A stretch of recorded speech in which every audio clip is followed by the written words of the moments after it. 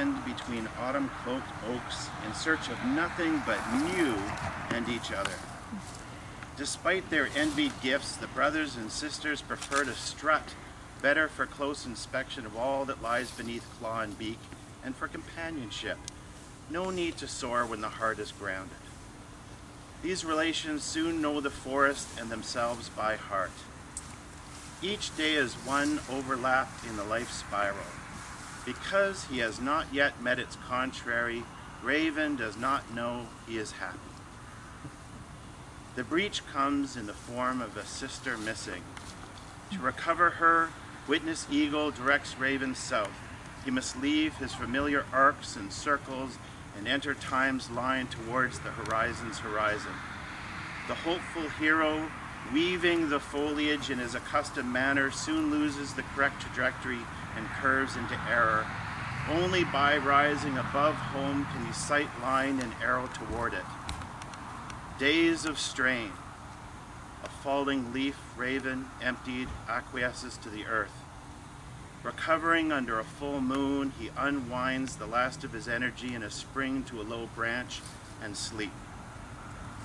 Next sun he stirs to cousins, sounding the ground. Perhaps due to a trick of distance they look reduced. He descends, curious, cautious, and famished. They are small. Not recognizing or minding him or each other, they continue to tear, tear, tear, and him, hungry, hungry, hungry. Raven submits and scavenges the lawn. Despite desperation, he finds nothing there to his taste and picks at dissatisfaction.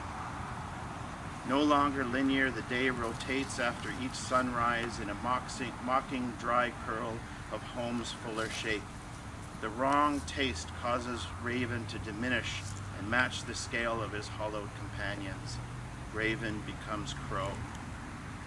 But he does not quite forget, but cannot summon the energy to ascend or the imagination to picture a route out. Enthralled by the clearing and the black and white words, he drains himself on survival.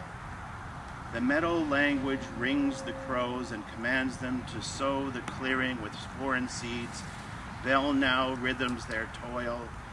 Watered by sweat, the strange garden abounds in delicious hope, but the crows know little of it. The thick bounty is destined for the cowl, the collared, and the big others.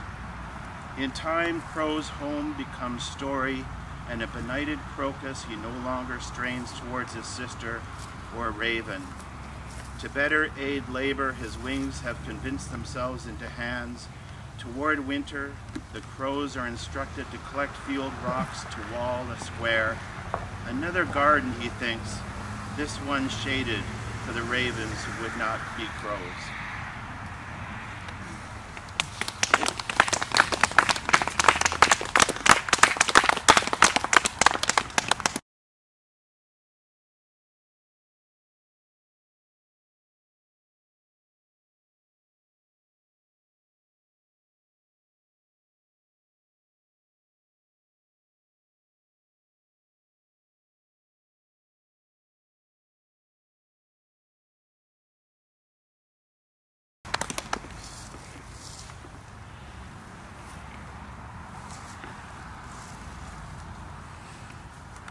For helping with the printing, and I'm pleased that this is printed on the same printer that the cast print presses were on. Took forever.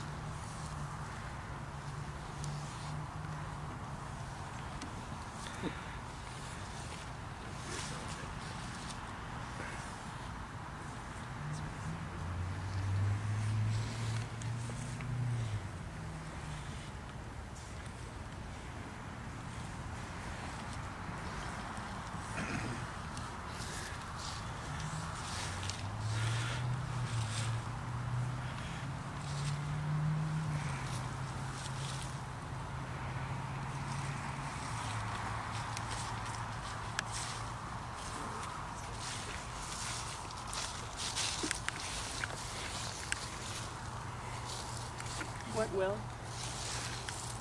I, nation. Red-winged blackbirds, alight bulrush ditches. On the wires in the morning, doves are vicious.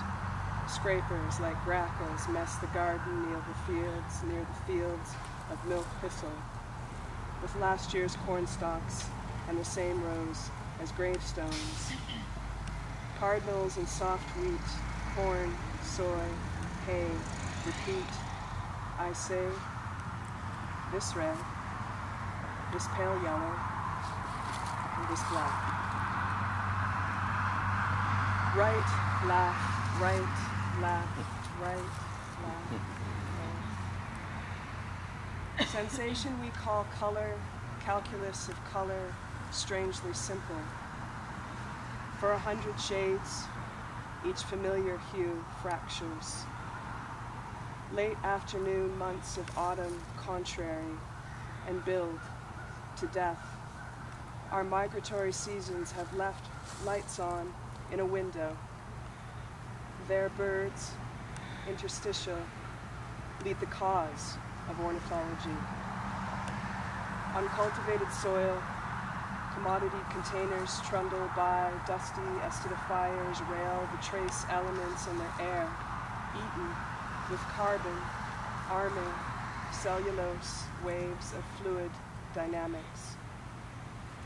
Acorns, solitary or in pairs, sessile or stalked, first green, then mature, nut brown, capped, downy within, covered with thin, imbricated, reddish brown scales, the kernel white and bitter.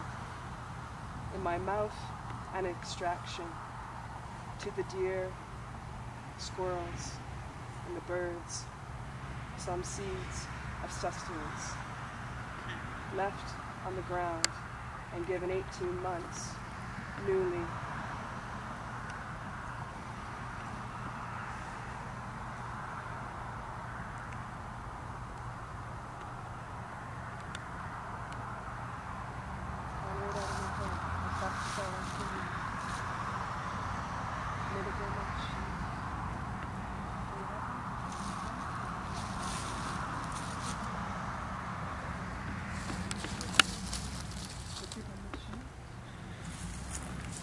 Anti-emblem, entire freedom, and any other light.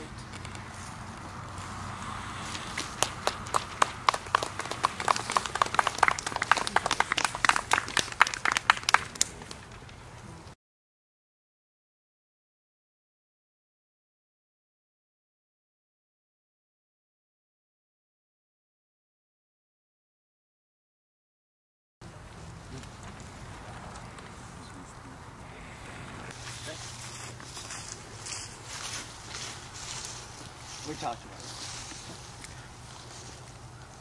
Sault Ste. Marie, hungover and bleary-eyed. I sit in a shopping center, sipping the strongest coffee I could find, when this young kid comes and sits next to me at the table. Next to me. He's telling me he's feeling lonely and he's homeless because his girlfriend just kicked him out. Had another boyfriend beat him with a baseball bat. He shows me the massive goose egg on his head. It looks red and painful. He eats pizza and we chat about his home. We chat about his reserve and his grandma. He told me she was still walking around on her own even at 93 years of age, and that she lost her hearing when she was in residential school because she was punished once by being dragged by her ears. He showed me the 50 bucks he made panhandling, and he told me he needed 30 more bucks to get a bus home to Marathon, Ontario. I wanted to give him the money, I really wanted to, but I didn't know for certain if he'd use it or if he was a crackhead. I listened while he talked. And after about 20 minutes, I couldn't take any more pain or misfortune, so I excused myself and left. I was headed out the door He asked if I was going to finish my food, and I said no, and he said he'd eat it. And I walked out into the night, thankful for everything.